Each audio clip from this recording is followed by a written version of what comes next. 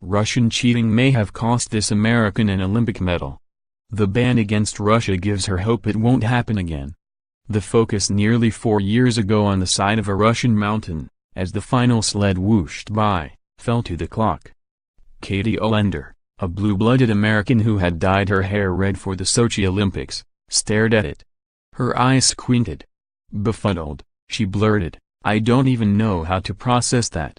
Tears were at the ready. A Russian skeleton athlete named Elena Nikitina slid down the track that night 30-something miles northeast of Sochi, in her home country. Nikitina's cumulative time over 4 runs beat Uhlaender by 0.04 of a second. That night, Nikitina won bronze, and smiled.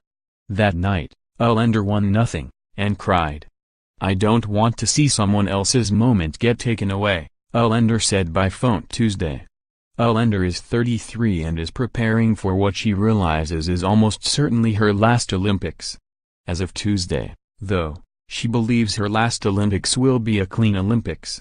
Tuesday evening, she was dining with fellow U.S. skeleton team members Matt Antoine and John Daly in Winterberg, Germany, when they received the news. The International Olympic Committee has barred the Russian Federation from the upcoming Pyeongchang Games following what IOC President Thomas Bach described as an unprecedented attack on the integrity of the Olympic Games and sports.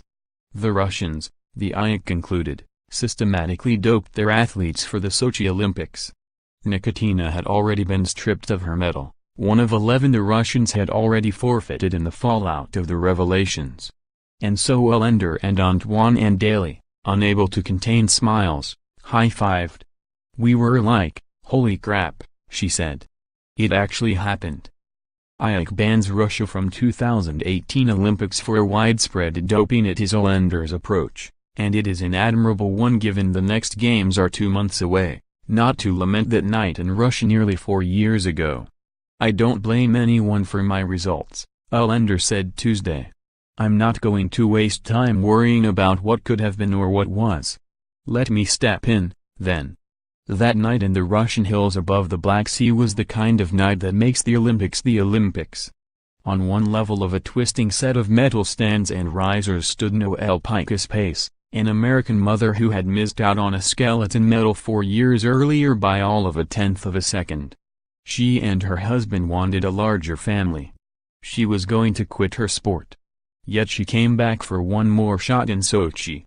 That night, she leapt with joy and smiled the kind of smile that can only be created spontaneously, because she won silver. Not 100 feet away stood Uhlaender, disbelieving as she looked at the clock. Her own journey was bumpy enough. She dealt with the death of her father, former Major League outfielder Ted Uhlaender. She battled a shattered knee and repeated concussions. Yet she had put herself in position for a medal, only to lose it by the beat of a hummingbird's wing. So there was everything, the unexpected, unbridled joy and the crushing, knee-buckling disappointment, the Olympics can muster. That Nikitina was stripped of her medal last month, as was countryman Alexander Trechikov, who took gold in men's skeleton, leaving Antoine with bronze. Yeah, sure, perhaps that rights some wrongs. The IOC said Tuesday that it would arrange medal ceremonies in South Korea for those athletes who wrongly missed out on their celebration. But those measures, they don't replace the emotions experienced in that place and time. Heartache might have been bliss. Now, we'll never know. Even her getting a medal retroactively, it's great, Antoine said by phone Tuesday. But the reality is you can't give her that moment back. Still, both Antoine and Uhlaender said they believed the IOC, against their expectations, honestly, did the right thing Tuesday. About that, there is room here to simultaneously acknowledge the dramatic nature of the action and to cast a skeptical eye at the Russians who do show up in February in South Korea. The IOC's decision was to ban the entirety of the would-be Russian delegation, except for those it will allow to compete. The IOC deemed the Russian Olympic Committee guilty of organized, widespread doping of its athletes known by all facets of the country's sporting infrastructure, except for those who had no knowledge. And by extension, It declared we will not have a repeat of the drug-addled Sochi Games, unless of course we do. The IOC's decision has implications for virtually every sport that is the needle Bach and his board tried to thread with this decision, a needle that may have no eye. Russian athletes, clean ones, mind you, as if we know how that'll be determined and who we can trust, will be allowed to compete in Pyeongchang. They will not do so in Russian uniforms. The Russian anthem will not play. But there will be Russian athletes in these Olympics. And we have to trust that an IOC-appointed panel, charged with admitting only the clean athletes, has succeeded in doing so. If an athlete, without a doubt, can prove he or she is clean, then they do deserve the right to be there, Antoine said.